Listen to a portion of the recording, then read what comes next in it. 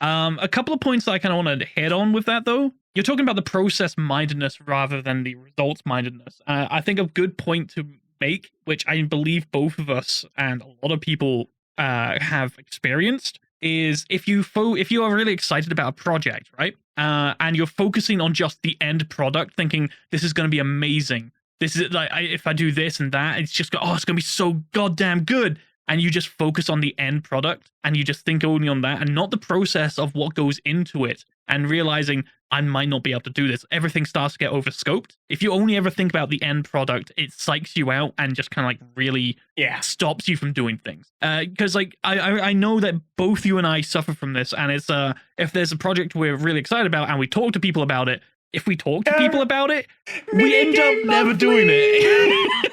It's like the more we talk it up, the less likely we are to do it. Well, this is actually something I've been reading about, because I've been reading about procrastination and a bunch of stuff recently, which is why it's been on the mind. And talking about it actually satisfies the chemical need to do it. Really? So because we have talked about it, we genuinely lose the drive to do it because we have basically gotten that energy out of our system by talking about it. Huh. That's why when I do stuff, I just fucking have been doing it and not telling you guys much. That's fair. That's actually kind of goes into like the second point that I was wanting to bring up was, you know how, say you're wanting to start something off, say you're wanting to start a project, but you don't know how to really attack it. You don't know where to start off. You want to hit the end point. You know what you want to hit, but you don't know where to go. Similar, like you were talking about it a couple of weeks ago with, a couple of months ago now with the script writing. You didn't really know how to do it all that well. Yeah. What did you do? I asked around, got some tips, and just did it. Yeah. There's a rule at my work that's kind of self-imposed that I kind of made for myself. Research can't last longer than a week because then you'll never take action.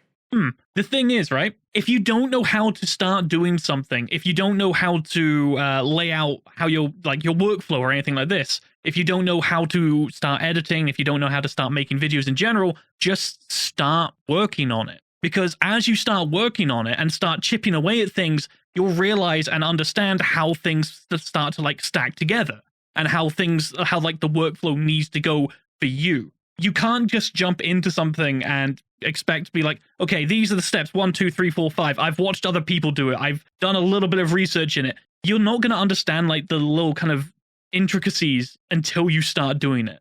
If you've never sucked at something, you'll never be good at it. Yeah, you won't learn unless you start doing, and when you start learning, you know for the next time how things should be going for you. You build things up over time. Just start doing things if there's something that you want to start doing. Well, let me actually explain this in a more tangible way with less abstraction. Tangible, not tangential? Again, both put your hands in between the cheeks, move it slightly aside. But no, so the thing that I think is important to realize is I refuse to give advice unless I am actively living it. So, for example, to kind of harp on Alex's point, the script writing. Again, this is something that I'm still very insecure about because I'm just not good at it. I've done maybe 4 scripts at this point, but each time my process has improved. So the first time, I went purely off of memory of how the game jam went. It was not the best script. People seemed to like it, but I was unsatisfied with it. So then the next script, I made sure to put down some notes to make sure I understood what direction I'm going with images, and throughout the month I built up almost a script outline.